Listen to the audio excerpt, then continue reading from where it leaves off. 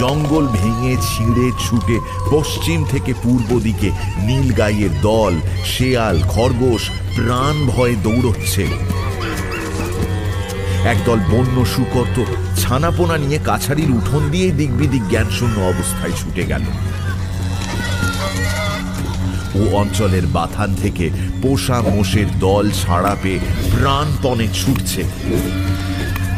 এক ঝাঁক বনটিয়া মাথার উপর দিয়ে শোঁ করে উড়ে পালালো।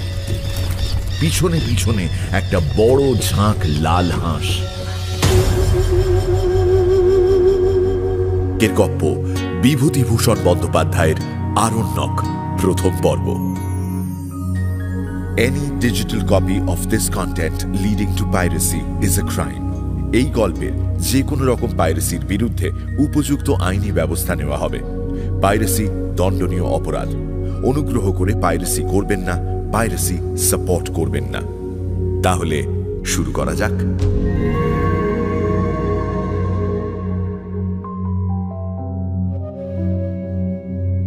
15-16 বছর আগেকার কথা। বিএ পাশ করে কলকাতায় বসে আছি।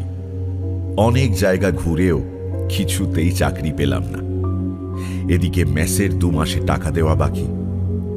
সরস্বতী পুজোর দিন মেস মালিকের তাগাদা খেয়ে মেস থেকে বেরিয়ে পড়লাম। বেরিয়েই ভাবলাম কোথায় যাওয়া যায়। আজ 1 বছরের ওপর হলো জোড়াসাঁকো স্কুলের চাকরি ছেড়ে দিয়ে বসে আছি। বসে ঠিক নয়, চাকরির খোঁজে এমন কোনো মার্চেন্ট অফিস নেই, এমন কোনো স্কুল নেই, এমন কোনো খবরের কাগজের অফিস নেই যেখানে অন্তত 10 বার হাঁটাহাঁটি করিনি। কিন্তু সকলেরই এক কথা, চাকরি খালি নেই।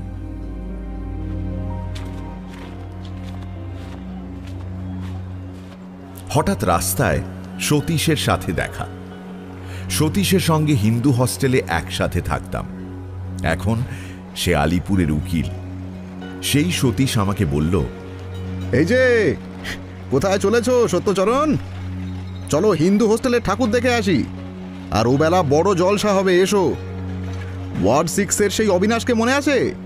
সেই যে ময়মনসিংহের কোন জমিদারের ছেলে, সে যে আজকাল বড় গায়ক। সে গান গাইবে, আমায় আবার একখানা কার্ড দিয়েছে। তাদের এস্টেটের 2-1টা কাজকর্ম ওই মাঝে মাঝে করি কিনা। এসো, তোমায় দেখলে সে খুশি হবে। কলেজে পড়ার সময় আমোদ পেলে আর কিছু চাইতাম না। মনের সেই ভাব এখনো কাটেনি দেখলাম। হিন্দু হস্টেলে ঠাকুর দেখতে গিয়ে সেখানে মধ্যাহ্ন ভোজনের নেমন্তন্ন পেলাম। দেশের অনেক পরিচিত ছেলে সেখানেই থাকে। তারা আমায় কিছুতেই ছাড়ল না। পেট ভরে নেমন্তন্ন খেয়ে বিকেলে জলসার আসরে গিয়ে বসলাম। আর সেখানেই দেখা হলো অবিনাশের সাথে। হিন্দু হস্টেলে থাকবার সময় অবিনাশ আর আমি ডিবেটিং ক্লাবের চাঁই ছিলাম। তবে কলেজ ছাড়ার পর এই প্রথম দেখা। ফেরার সময় অবিনাশ গাড়ি করে আমার মেসে পৌঁছে দিয়ে পরের দিন আমাকে তার হ্যারিংটন স্ট্রিটের বাড়িতে চায়ের নিমন্ত্রণ করে গেল। পরের দিন তার বাড়িতে চা খেতে খেতে অবিনাশ আমাকে জিজ্ঞেস করল, এখন কি করছো সত্য? এই মুহূর্তে বসেই আছি। কয়েকটা জায়গায় বলে রেখেছি, আশা করি কিছু একটা আসার খবর পাব। আশা পাওয়ার কথা সত্যি নয়, কিন্তু অবিনাশ বড় লোকের ছেলে, মস্ত বড় এস্টেট ওদের। তার কাছে আমার বর্তমান অবস্থার কথা জানালে যদি সে ভাবে আমি তার কাছে চাকরির উমেদারি করছি, তাই কথাটা বললাম না। অবিনাশ একটু ভেবে বলল, তোমার মতো একজন উপযুক্ত লোকের অবশ্য চাকরি পেতে দেরি হবে না।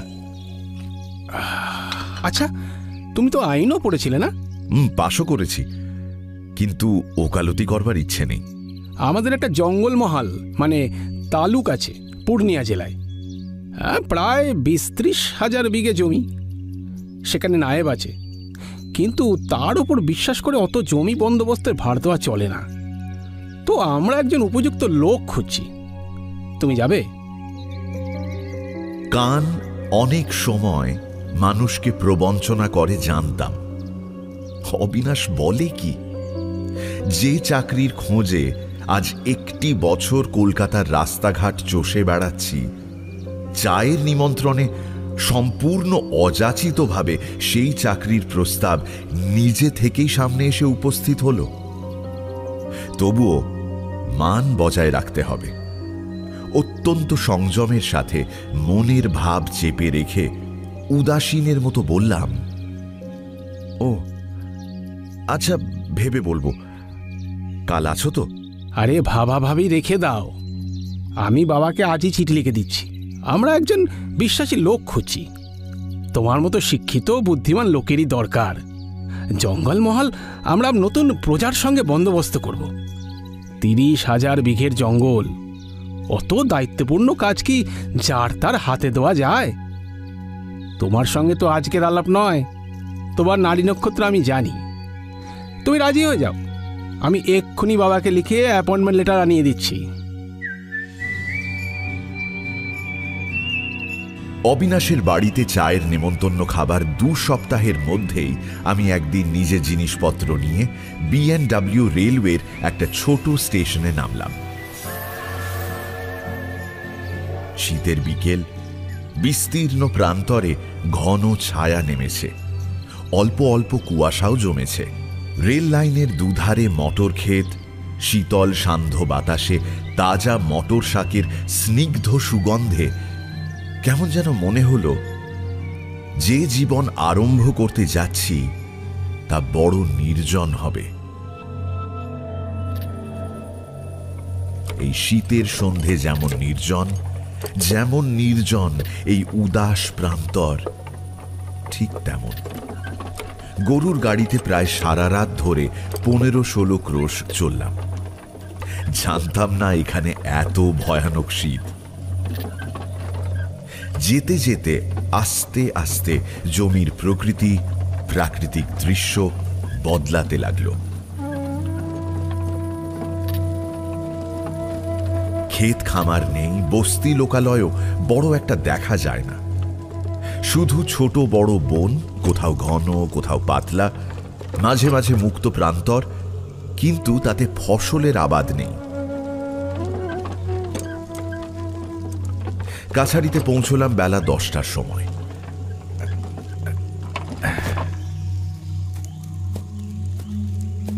জঙ্গলের মধ্যে প্রায় 10-15 বিঘে জমি পরিষ্কার করে কতগুলো খড়ের ঘর, জঙ্গলেরই কাঠ, বাঁশ ও খড় দিয়ে তৈরি।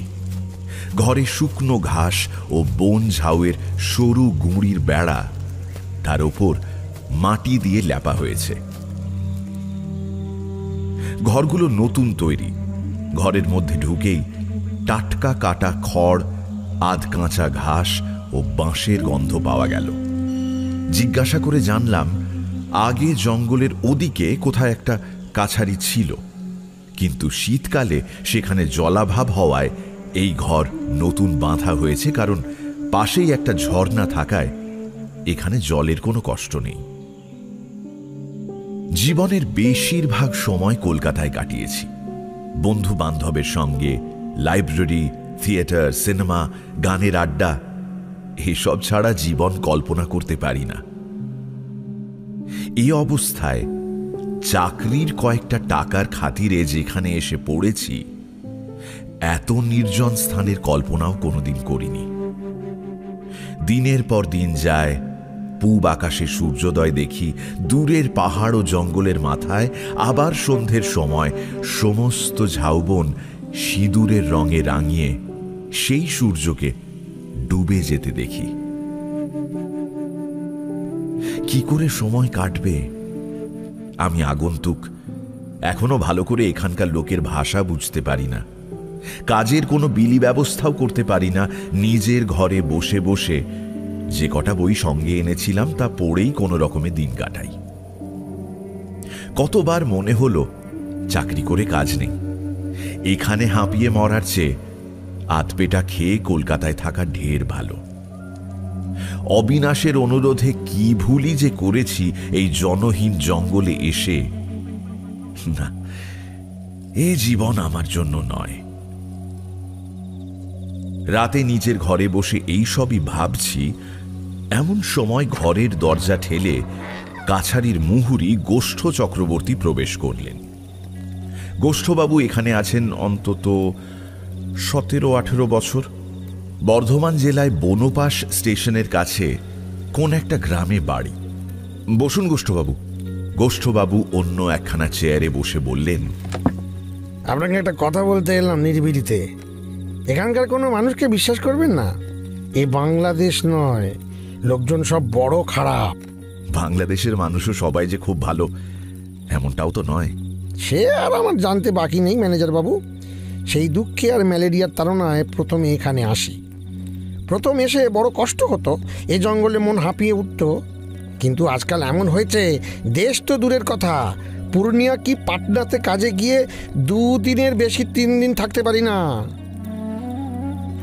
আপনিও বুঝবেন, নতুন এসেছেন কলকাতা থেকে, কলকাতার জন্য মন উড়ু উড়ু করছে। কিছুদিন এখানে থাকুন, তারপর দেখবেন। কি দেখব? জঙ্গল আপনাকে পেয়ে বসবে। লোকের ভিড় ক্রমশ আর ভালো লাগবে না।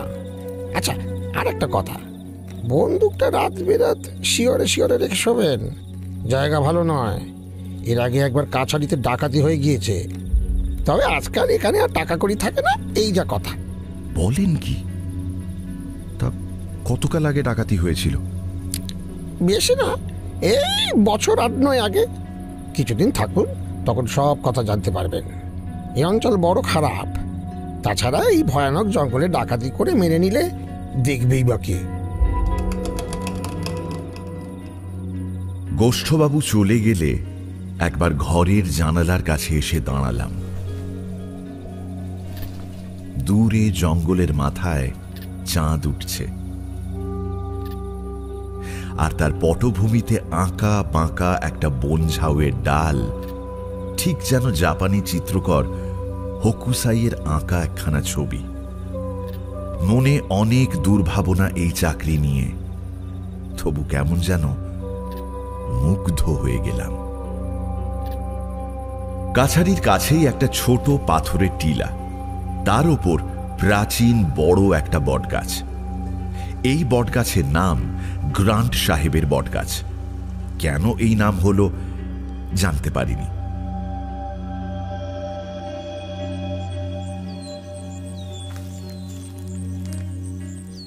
একদিন নিস্তব্ধ বিকেলে বেড়াতে বেড়াতে পশ্চিম দিগন্তে সূর্যাস্তের শোভা দেখতে টিলার ওপরে উঠলাম।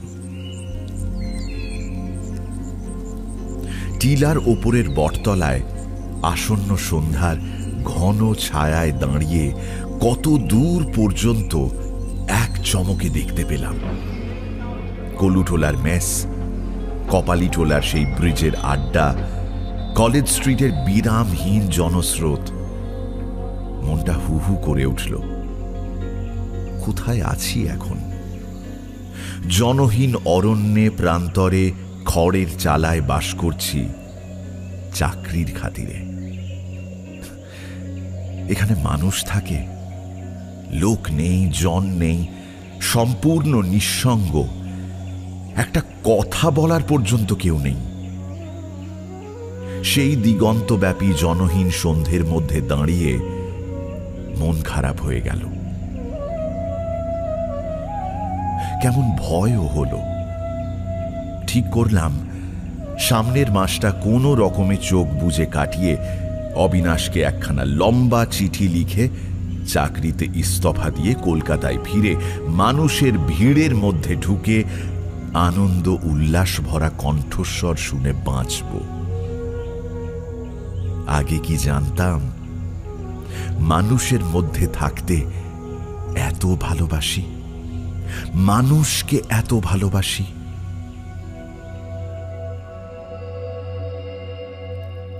কাছারিতে ফিরে নিজের ঘরে ঢুকে টেবিলে আলো জেলে একখানা বই নিয়ে বসেছি।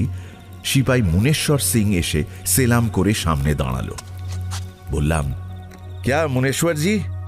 মুনেশ্বর বলল, হুজুর, আমাকে একখান লোহার কড়া কিনে দেবার হুকুম যদি দেন মোহরি বাবুকে। লোহার কড়া? কি হবে? একখানা লোহার কড়া থাকলে কত সুবিধে হুজুর। যেখানে সেখানে সঙ্গে নিয়ে গেলাম। ভাত রান্ধা যায়, জিনিসপত্র রাখা যায়, উতে করে ভাতও খাওয়া যায়, ভাঙবে না। আমার একখানাও করা নাই। কত দিন থেকে ভাবছি একখানা করার কথা। স্বপন দেখছি আমার একখানা করা হবে, কিন্তু দাম 6 আনা। অত দাম দিয়ে কিনব কি করে? তাই হুজুরের কাছে আসা। হুজুর যদি মঞ্জুর করেন।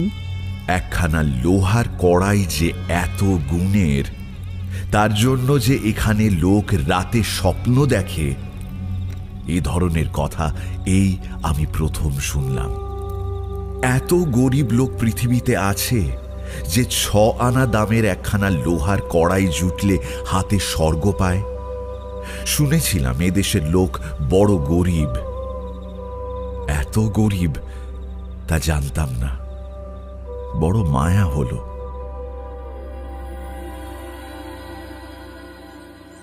পরদিন আমার সই করা চিরকুটের জোরে মুনেশ্বর সিং নৌগচ্ছিয়ার বাজার থেকে একখানা 5 নম্বরের কড়াই কিনে এনে আমার ঘরের মেঝেতে নামিয়ে সেলাম ঠুকে দাঁড়ালো। हो गई, हुजूर के कृपा से कढ़ैया हो गई। তার আনন্দ মাখা মুখের দিকে তাকিয়ে আমার এই 1 মাসের মধ্যে সর্বপ্রথম আজ মনে হলো এখানকার লোকগুলো বেশ, কিন্তু এদের বড় কষ্ট। কিছুতেই এখানকার এই জীবনের সঙ্গে নিজেকে আমি খাপ খাওয়াতে পারছি না।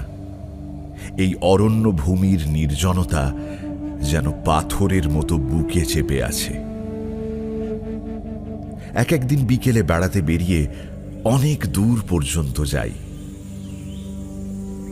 কাছারির কাছে তবুও লোকজনের গলা শুনতে পাওয়া যায়, কিন্তু কাছারি ঘরগুলো যখন দীর্ঘ বন ঝাউ ও কাশ জঙ্গলের আড়ালে পড়ে যায়, তখন মনে হয় সমস্ত পৃথিবীতে আমি একা। তারপর যত দূর যাওয়া যায়, চওড়া মাঠের দুধারে ঘন বনের সারি, শুধু বন আর ঝোপ, গজারি গাছ, বাবলা, বন্য কাঁটা বাঁশ, বেতের ঝোপ। তবে এই সময় মাঝে মাঝে মনে হতো যে এখানে প্রকৃতি যে রূপ দেখছি এমনটি আর কোথাও দেখিনি। যত দূর চোখ যায় এসব যেন আমার। এখানে আমি একমাত্র মানুষ। কেউ আমার নির্জনতা ভঙ্গ করতে আসবে না। কাছারি থেকে প্রায় 1 ক্রোশ দূরে একটা জায়গা আছে। সেখানে ক্ষুদ্র কয়েকটা পাহাড়ি ঝর্ণা ঝিরঝির করে বয়ে চলেছে। তার দুপারে জলজ লিলির বন, কলকাতার বাগানে যাকে বলে স্পাইডার লিলি। তবে বন্য স্পাইডার লিলি কখনো দেখিনি। কতবার যে সেখানে গিয়ে চুপ করে বসে আকাশ, সন্ধ্যা ও নির্জনতা উপভোগ করেছি। মাঝে মাঝে ঘোড়ায় চড়ে বেড়াই। প্রথম প্রথম ভালো পারতাম না, ক্রমে ভালোই শিখে গেলাম। আর শিখেই বুঝলাম জীবনে এত আনন্দ আর কিছুতেই নেই। কাছারি থেকে 10-15 মাইল দূরে সার্ভে পার্টি কাজ করছে। প্রায় আজকাল সকালে 1 পেয়ালা চা খেয়ে ঘোড়ার পিঠে জিন কষে সেই যে ঘোড়ায় উঠি, কোনো কোনো দিন ফিরি বিকেলে, কোনো দিন বা ফেরার পথে জঙ্গলের মাথার উপর নক্ষত্র ওঠে, বৃহস্পতি জলজল করে। রাতে বনফুলের গন্ধ, জ্যোৎস্না আর শেয়ালের ডাক প্রহর ঘোষণা করে। জঙ্গলের ঝিঁঝি পোকা দল বেঁধে ডাকতে থাকে। যে কাজে এখানে আসা, এত 1000 বিঘে জমির হঠাৎ বন্দোবস্তের কাজ সোজা কথা নয়। এখানে এসে জানলাম এই জমি আজ 30 বছর আগে নদী গর্ভে বিলীন হয়ে গিয়েছিল। 20 বছর হলো আবার উদয় হয়েছে। কিন্তু যারা বাপ ঠাকুরদার জমি গঙ্গায় ভেসে যাওয়ার পরে অন্য জায়গায় গিয়ে বসবাস করছিল, সেই পুরনো প্রজাদেরকে জমিদার এই সব জমিতে দখল দিতে চান না। মোটা সেলামি ও বর্ধিত হারে খাজনার লোভে নতুন প্রজাদের সঙ্গেই বন্দোবস্ত করতে চান। অথচ যেসব গৃহহীন, আশ্রয়হীন, অতি দরিদ্র পুরনো প্রজাকে তাদের ন্যায্য অধিকার থেকে বঞ্চিত করা হয়েছে, তারা বারবার অনুরোধ উপরোধ কান্নাকাটি করেও জমি পাচ্ছে না। আমার কাছেও অনেকে এসেছিল। তাদের অবস্থা দেখলে কষ্ট হয়, কিন্তু জমিদারের হুকুম, কোনো পুরনো প্রজাকে জমি দেওয়া হবে না। এদিকে নতুন প্রজা সংগ্রহ করা যায় কোথা থেকে? মুঙ্গের, পূর্ণিয়া, ভাগলপুর, ছাপড়া প্রভৃতি নিকটবর্তী জেলা থেকে লোক যারা আসে, 2-5 জন ছাড়া বেশিরভাগই দর শুনে পিছিয়ে যায়। আমাদের এক ডিহি কাছারি আছে, ঘোর জঙ্গলময়। জায়গাটার নাম লবটুলিয়া। জঙ্গল সত্ত্বেও সেখানে কাছারি রাখার উদ্দেশ্য এই যে জঙ্গলটা প্রতি বছর গোয়ালাদের গরু মহিষ চরানোর জন্য খাজনা দেওয়া হয়। এছাড়া সেখানে প্রায় 200-300 বিঘে জমিতে বন্য কুলের জঙ্গল আছে। লাক্ষা কীট পোষার জন্য লোকে এই কুল বন নিয়ে থাকে। এই টাকাটা আদায় করার জন্য সেখানে 10 টাকা মাইনের একজন পাটোয়ারি ও তার একটা ছোট কাছারি আছে। কুল বন ইজারা দেওয়ার সময় এসেছে। একদিন ঘোড়ায় করে লবটুলিয়াতে রওনা হলাম। আমার কাছারি ও লবটুলিয়ার মাঝখানে একটা উঁচু রাঙা মাটির ডাঙ্গা প্রায় 7-8 মাইল লম্বা। এর নাম ফুলকিয়া বৈহার। কত ধরনের গাছপালা ও ঝোপ জঙ্গলে পরিপূর্ণ। জায়গায় জায়গায় বন এত ঘন যে ঘোড়ার গায়ে ডালপালা ঠেকে।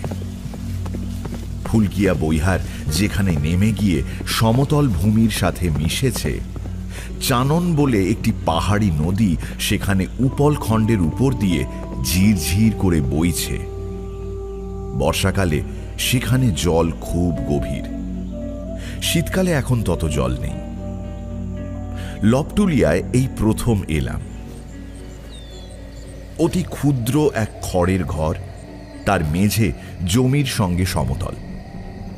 সন্ধ্যের কিছু আগে সেখানে গিয়ে পৌঁছলাম।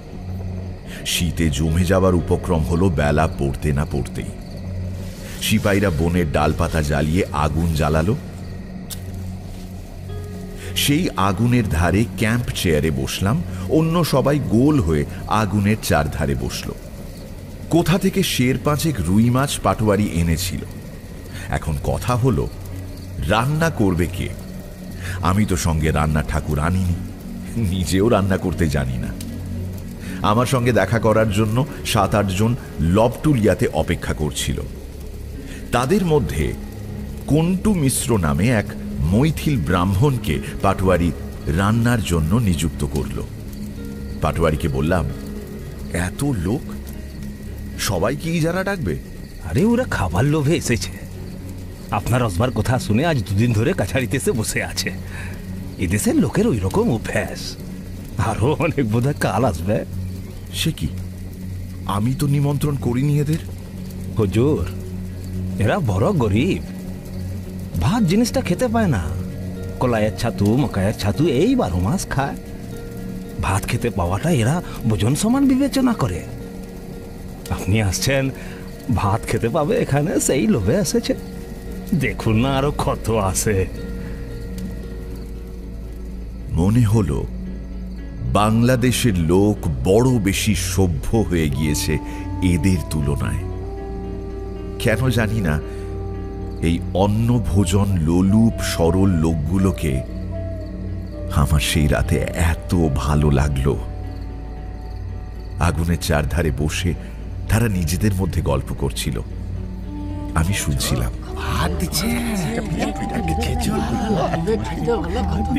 প্রথমে তারা আমার আগুনে বসতে চায়নি। আমার প্রতি সম্মানসূচক দূরত্ব বজায় রাখার জন্য আমি তাদের ডেকে আনলাম। কন্টু মিশ্র কাছে বসেই আসান কাঠের ডালপালা জ্বালিয়ে মাছ রান্না করছে। সুগন্ধ বেরোচ্ছে ধোঁয়া থেকে। খাওয়া দাওয়া শেষ হতে রাত হয়ে গেল অনেক। কাছারিতে যত লোক ছিল সকলেই খেল। তারপর আবার আগুনের ধারে গোল হয়ে বসা হলো। হাড় কাঁপানো শীত। আগুনের ধারে আমরা 7-8 জন লোক, সামনে ছোট ছোট দুখানা খড়ের ঘর। একটাতে থাকবো আমি, আরেকটাতে বাকি এতগুলো লোক। আমাদের চারদিকে ঘিরে অন্ধকার বন ও প্রান্তর, মাথার উপরে নক্ষত্র ছড়ানো দূর প্রসারী অন্ধকার আকাশ। আমার বড় অদ্ভুত লাগলো, যেন চিরপরিচিত পৃথিবী থেকে নির্বাসিত হয়ে মহাশূন্যে এক গ্রহে অন্য এক অজ্ঞাত রহস্যময় জীবনধারার সাথে জড়িয়ে পড়েছি। এদের মধ্যে একজন 30-32 বছরের লোক আমার মনোযোগকে বিশেষভাবে আকৃষ্ট করেছিল। লোকটির নাম গণরী তিওয়ারি। শ্যামবর্ণ দোহারা চেহারা, মাথায় বড় চুল, কপালে 2 লম্বা ফোঁটা কাটা। এই শীতেও গায়ে একখানা মোটা চাদর ছাড়া আর কিছু নেই। অনেকক্ষণ ধরে আমি লক্ষ্য করছিলাম সে সকলের দিকে কেমন কুণ্ঠিতভাবে তাকাচ্ছিল। কারো কথায় কোনো প্রতিবাদ করছিল না, অথচ কথা যে সে কম বলছিল তাও নয়। আমার প্রত্যেকটা কথার উত্তরে কেবল সে আমাকে হুজুর বলে উত্তর দিচ্ছে। আমি তাকে বললাম,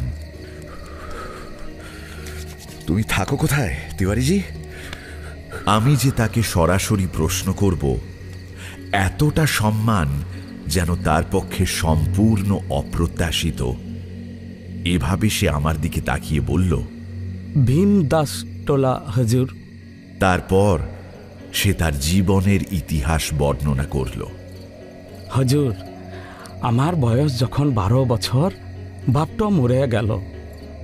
ও বুড়ি পিসি আমাকে মানুষ করলো। সেও 5 সাল বাদ যখন মরে গেল হুজুর, আমি বেরিয়ে পড়লাম। এদিকে পূর্ণিয়া শহর, ওদিকে ভাগলপুরের সীমানা। এই ফুলকিয়া, বইহার, কুশি নদী, এই আমার এলাকা হুজুর। ঠাকুর পূজা করি, পাঠশালায় পণ্ডিতি করি। কলাইয়ের ছাতু আর চীনা ঘাসের দানার রুটি দিয়ে দিন চলে যায়। তবে এখন 2 মাস হলো কাম কাজ একেবারে নাই। ও পাঠশালা উঠে গেছে। ফুলকিয়া বইহারের 10,000 বিঘায় মানুষ সেরকম থাকে না। তবে আজ আপনি আসবেন শুনে অনেকেই এসেছে হুজুর। যতগুলো লোক এসেছিল, এই ভয়ানক শীতে কারো গায়ে তেমন জামা নেই। রাতে আগুন পুইয়ে রাত কাটায়। শেষ রাত্রে শীত যখন বেশি পড়ে আর ঘুম হয় না শীতের চোটে, আগুনের খুব কাছে ঘেঁষে বসে থাকে ভোর পর্যন্ত। কেন জানি না এদের হঠাৎ এত ভালো লাগলো। এদের দারিদ্র, এদের সারল্য, কঠোর জীবন সংগ্রামে এদের যুদ্ধ করার ক্ষমতা, 2 ভাত খেতে পাওয়ার আনন্দে যারা ভীমদাসটোলা ও পর্বতা থেকে 9 মাইল পথ হেঁটে এসেছে, বিনা নিমন্ত্রণে তাদের মনের আনন্দ গ্রহণ করার শক্তি কত সতেজ ভেবে অবাক হলাম।